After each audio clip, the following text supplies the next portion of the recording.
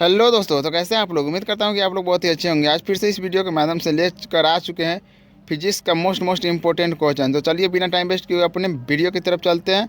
जाने से पहले आपको बता दें कि आज बसंत पंचमी है, तो इसके लिए हार्दिक हार्दिक शुभकामनाएं। तो चलिए अपने वीडियो की तरफ चलते हैं। जय हिंद दोस्तों, जय।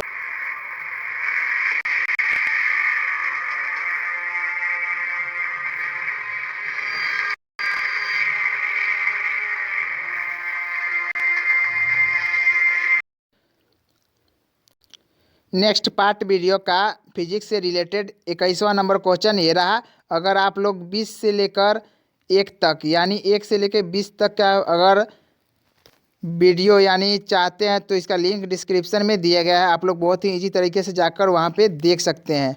तो अगर नहीं देखे हैं तो जाकर देख ले, तभी आगे बढ़े। तो चलिए देख लेते हैं 21 नंबर क्वेश्चन। टॉर्च जो होता है, टॉर्च से किस प्रकार के प्रकाश पुंज की प्राप्ति होती है।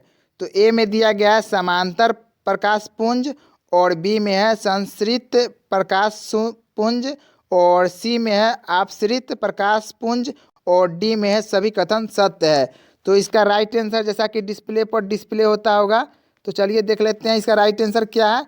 तो इसका राइट आंसर हो जाएगा संश्रित प्रकाश पुंज।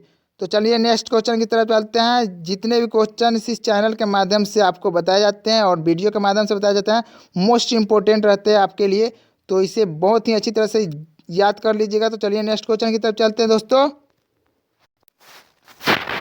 अगला क्वेश्चन ये रहा आपकी स्क्रीन पे। जैसा कि आप लोग देख रहे होंगे कि सामान्य नेत्र की रेटिना पर बनने वाला प्रतिबिंब होता है, वो कौन सा प्रतिबिंब होता है। तो ए में दिया गया है आभासी और सीधा, और बी में है वास्तविक और सीधा, और डी में है वास्तविक और उल्टा, और डी में है आभासी और उल्टा। तो इसका राइट आंसर जैसा कि डिस्प्ले पर डिस्प्ले होता होगा, वास्तविक और उल्टा सामान्य नेत्र के रेटिना पर बनने वाला प्रतिबिंब क्या होता है, तो वास्तविक और उल्टा होता है। तो बहुत ही अच्छी तरह से याद कर लीजिएगा। तो चलिए अपने नेक्स्ट क्वेश्चन की तरफ चलते हैं। आपको बता दें कि आँख के अंदर 1 लाख से भी अधिक कोशिकाएं पाए जाते हैं। तो इसका अगर आप वीडियो देखना चाहते हैं सामाजिक विज्ञान से रिलेटेड, तो सॉरी साइंस से रिलेटेड क्या बोलते हैं, जीव विज्ञान से रिलेटेड, सॉरी थोड़ा बोलने में मिस्टेक हो गया है मेरे से। तो चलिए आपको लिंक डिस्क्रिप्शन में दे देते हैं, वहाँ पे जाकर भी आप देख सकते हैं। तो चलिए नेक्स्ट क्वेश्चन की तरफ चलते हैं। 23 नंबर अगला क्वेश्चन, जैसा कि आप लोग देख रहे होंगे कि नेत्र लेंस में समायोजन की क्रिया होती है। तो वो कौन सी क्रिया कहाँ पे होती है, समायोजन की जो क्रिया होती है। ए में दिया गया है आइरिस द्वारा, और बी में है नेत्र लेंस द्वारा, और सी में है सिलियरी पेशियों द्वारा, और डी में है कार्निया द्वारा।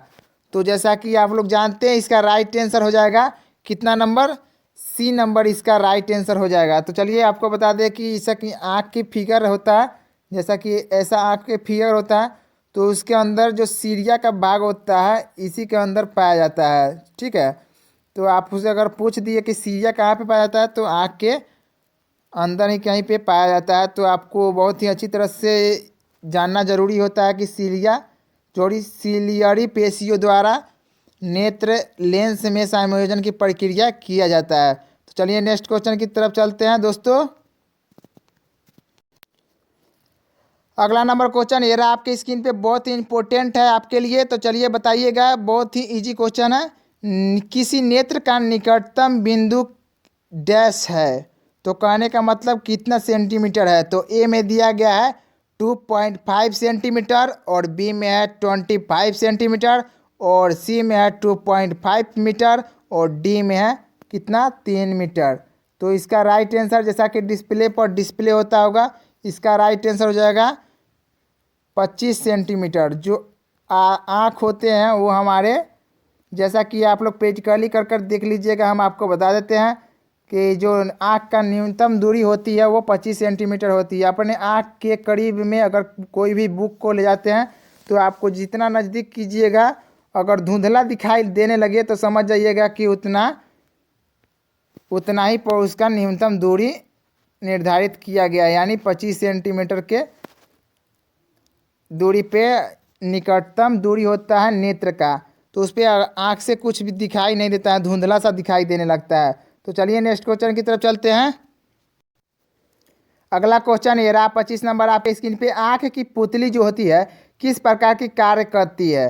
तो ए में दिया गया है परिवर्तित द्वारक की भांति, और बी में है दृक तंत्रिका की भांति, और सी में पुतली की भांति, और डी में अन्न।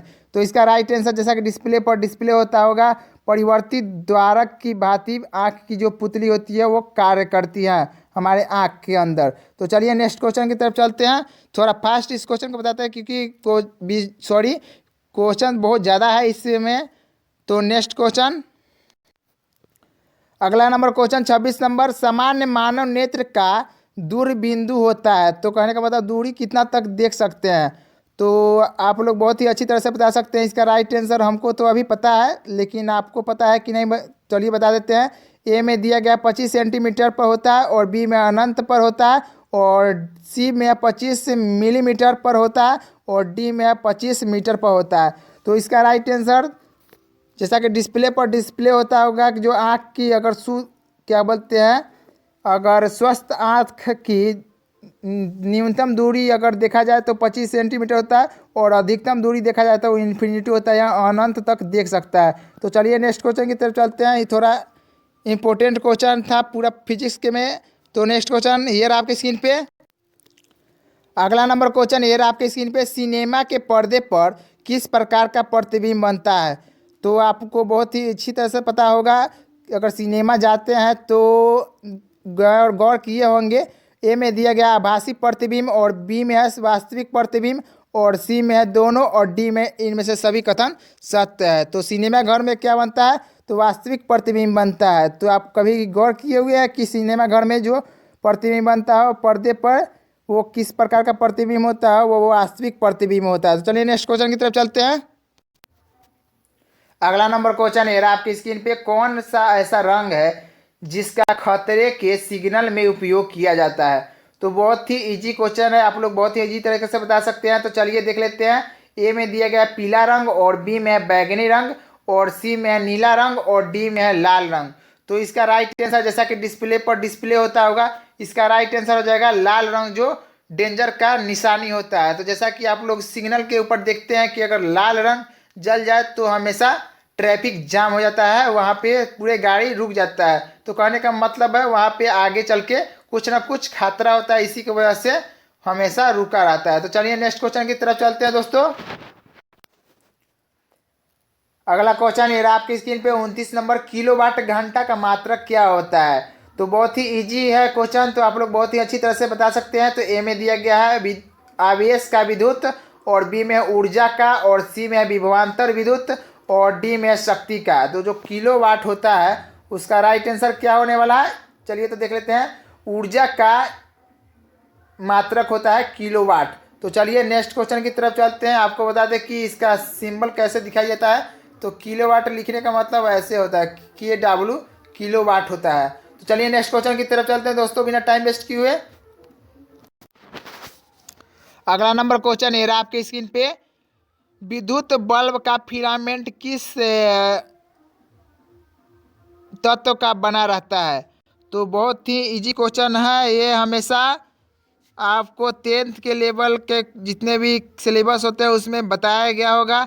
तो चलिए आप लोग बहुत ही इजी तरीके से बता दीजिए। तो चलिए अपने ऑप्शन की तरफ चलते हैं। जिन भाई लोग को पता नहीं है कि विद्युत का बल्ब का जो फिलामेंट होता है वो किस चीज़ का बना रहता है, तो ए में दिया गया है तांबा का, और बी में है प्लेटिनियम का, और सी में है टंगस्टन का, और डी में इनमें से कोई नहीं। तो इसका राइट आंसर जैसा कि डिस्प्ले पर डिस्प्ले होता होगा, इसका राइट आंसर हो जाएगा सी नंबर, टंगस्टन का विद्युत का जो फिलामेंट होता है बना रहता है। तो नेक्स्ट क्वेश्चन की तरफ चलते हैं। अगला नंबर क्वेश्चन ये रहा आपकी स्क्रीन पे 31 नंबर। प्रतिरोधकता का मात्रक क्या होता है? तो बहुत ही इजी क्वेश्चन है। ए में दिया गया ओम मीटर, और बी में है ओम मीटर, और डी में सी में है मीटर, और डी में इनमें से कोई नहीं। तो ओम का जो प्रतिरोध का SI मात्रक होता है उसका राइट आंसर हो जाएगा ओम मीटर। तो नेक्स्ट क्वेश्चन की तरफ चलते हैं। अगला नंबर क्वेश्चन ये रहा आपके स्क्रीन पे 32 नंबर। विद्युत धारा का उत्पन्न करने की युक्ति को क्या कहते हैं? तो बहुत ही इजी क्वेश्चन है, आप लोग बहुत ही अच्छी तरह से जवाब दे सकते हैं इसका। तो हम चाहते हैं कि आप लोग कमेंट करके कमेंट बॉक्स में जवाब दें।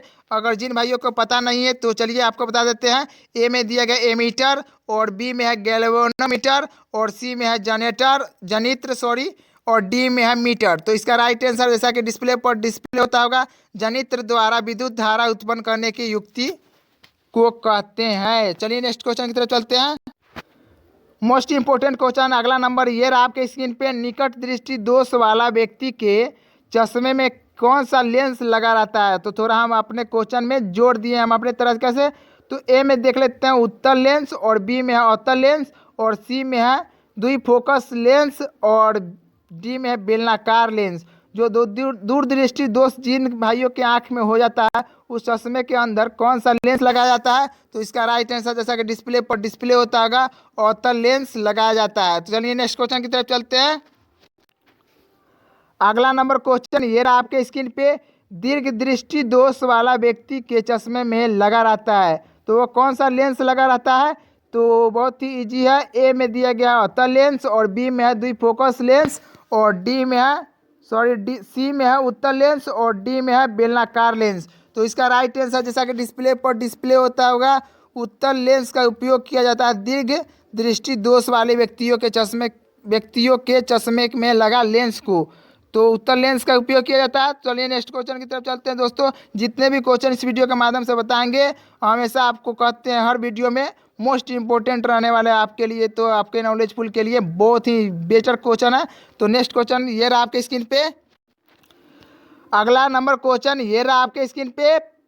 15 तेज प्रकाश में पुतली का आकार कैसा हो जाता है? तो कहने का मतलब प्रैक्टिकली आप लोग देख लीजिएगा कि कोई भी बच्चा जैसा कि हम लोग ही हो गए, तो ऐसा कि एक बैक आँख पे लाइट कोई बार देता है तो हमारे पुतली पर क्या रिएक्शन पड़ता है उसका देख लेते हैं। ए में दिया गया 12 हो जाता है, बी में छोटा हो जाता है, और सी में परिवर्तन नहीं होता, और डी में इनमें से कोई नहीं। तो इसका राइट आंसर हो जाएगा छोटा हो जाता है। तो कहने का मतलब आँख पर अगर लाइट पड़ता है तो उसका पुतली का जो साइज होता है वो हमेशा छोटा हो जाता है। तो नेक्स्ट क्वेश्चन ये रहा आपके स्क्रीन पे। अगला नंबर क्वेश्चन ये रहा आपके स्क्रीन पे। 36 नंबर बताने वाले थे लेकिन दोबारा रिपीट हो चुका है। 35 नंबर का जो क्वेश्चन था वो 36 नंबर में ही रिपीट हो चुका है, तो इसलिए नहीं बताया है, सीधे 37 नंबर की तरफ चले आए हैं। दूरदृष्टि दोष वाले आँख पर साफ साफ देख सकते हैं। आँखें साफ साफ क्या देख सकते हैं? ए में निकट की वस्तुओं को, और बी में बड़ी वस्तुओं को, और सी में दूर की वस्तुओं को, और डी में इनमें से कोई नहीं।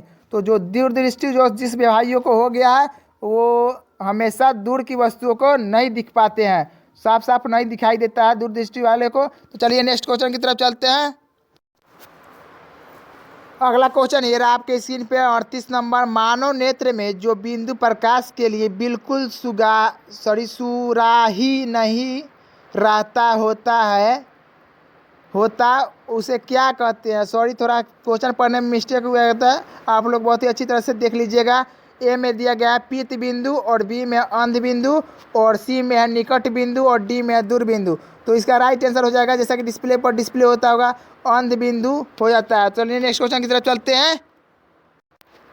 अगला क्वेश्चन मोस्ट इंपोर्टेंट रहा आपके लिए, तो चलिए देख लेते हैं कौन सा क्वेश्चन है। मानव नेत्र के अंदर कौन सा लेंस या दर्पण पाया जाता है? तो आप लोग बहुत ही अच्छी तरह से बता देंगे। ए में दिया गया है अवतल लेंस, और बी में उत्तल लेंस, और सी में उत्तल लेंस, और डी में अवतल दर्पण। तो इसका राइट आंसर हो जाएगा उत्तल लेंस हमारे मानव नेत्र यानी आँख के अंदर पाया जाता है। तो आपको अगर पहले से पता होगा तो बहुत ही अच्छी बात है, अगर नहीं पता है तो इसे याद कर लीजिएगा क्योंकि मोस्ट इंपॉर्टेंट क्वेश्चन है आपके लिए। तो चलिए नेक्स्ट क्वेश्चन की तरफ चलते हैं बिना टाइम वेस्ट किए दोस्तों। अगला क्वेश्चन ये रहा आपके स्क्रीन पे। सूर्य उदय और अस्त के होते समय सूर्य किस रंग का दिखाई देता है? तो बहुत ही अच्छी बात है। तो चलिए देख लेते हैं इसका राइट आंसर क्या होने वाला है। ए में दिखाई दे रहा होगा कि लाल होता है, कि बी में होता है नीला, और सी में काला, और डी में पीला। तो इसका राइट आंसर जैसा कि डिस्प्ले पर डिस्प्ले होता होगा, सूर्य अस्त और सूर्य उदय के समय जो आकाश का रंग होता है हमेशा नीला दिखाई देता है। सूर्य का जो रंग होता है हमेशा लाल दिखाई देता है। तो चलिए नेक्स्ट क्वेश्चन की तरफ चलते हैं, लेकिन यहीं पे क्वेश्चन को पूर्ण विराम करते हैं क्योंकि वीडियो बहुत ही लंबा हो जाएगा। तो चलिए दोस्तों, जय हिंद दोस्तों, जय भारत।